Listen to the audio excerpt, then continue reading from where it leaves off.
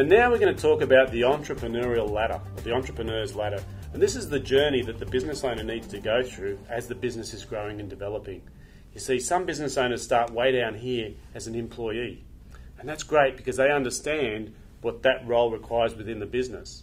Some people are lucky enough to skip this role even and go straight to self-employed. But see, self-employed, where people think they're in business, it's not a business. It's just a job. But you're just getting paid in a tax-effective manner. And you get to choose a bit of how you work in time and so forth. But really, we're at this point now where we're still employed by ourselves. The next step is where we move to manager. See, as a manager, that means I need to manage people. Now think about these 3 steps. Step number 1, as an employee, you earn money. You get paid for your time. Even self-employed people still get paid for their time. See, when we move to manager, we're starting to get paid based on the performance of other people. So we're managing other resources, and this is when we start moving more into the echelons of being an entrepreneur. See, the next stage from manager to owner is quite different. Because if you think about what manager is, you're still managing the people. You're still getting paid for your time, but it's leveraged by the effectiveness of other people's time. It's only when we get to owner that we're truly earning based on profitability of the business. So this is the ultimate stage that we take people through when we're growing a business, is to get them to that owner status. Because that owner, what's happening is I'm getting paid profits while the business does the work. Now some people say, I like doing what I do in my business, this is fun.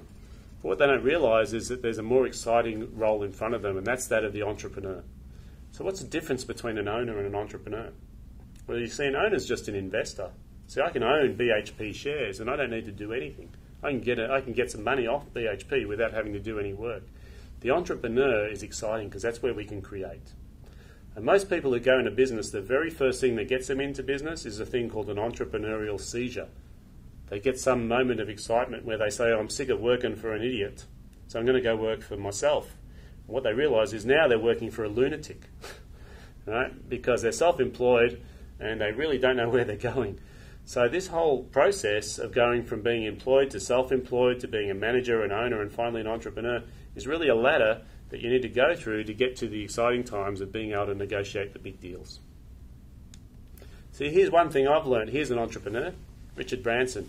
You know what he says? He says it's really simple. Once you understand how to build a business and how to grow a business and how to run a business, you can run any business. See, everything we've talked about through this series is just about tools that you can use to run any business on the planet.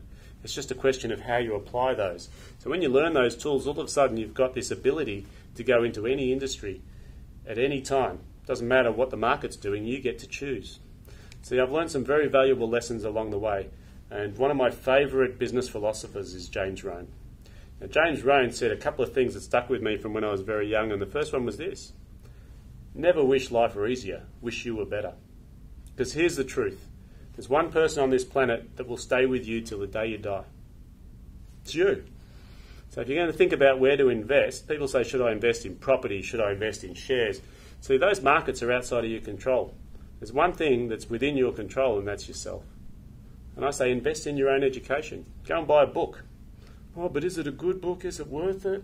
You know, these are all statements that we make because we're not sure. But here's the thing. When you learn something new, that thing will stay with you for the rest of your life. So, you know, never wish that life were easier, wish you were better. The second thing that James said was this one: work harder on yourself than you do on your job. Now, what does that mean? Well, it means that your job is important because it pays your wage. But yourself is the one thing that's going to be sticking with you that you need to be investing in all the time. I learned from a very early age that every time that I went to a seminar or I learned something, that it actually improved my ability to earn. It improved my ability to communicate. It improved everything in all areas of my life. So my question to you is, what are you doing? What are you doing to think about how you're improving yourself? So we've come to the end of this part of our journey together. See, at this point in time, you're in one of 3 places. You've either picked up a heap of information and you're really clear on what you need to do and you're going to take some action straight away. You've looked at all this information and said, yeah, look, it's a great idea, but it's just not for me. I'm happy with what I've got. Well, you're not really sure either way. So if you're not really sure either way, this is what I want you to do. I want you to make a decision today. A decision to find out more.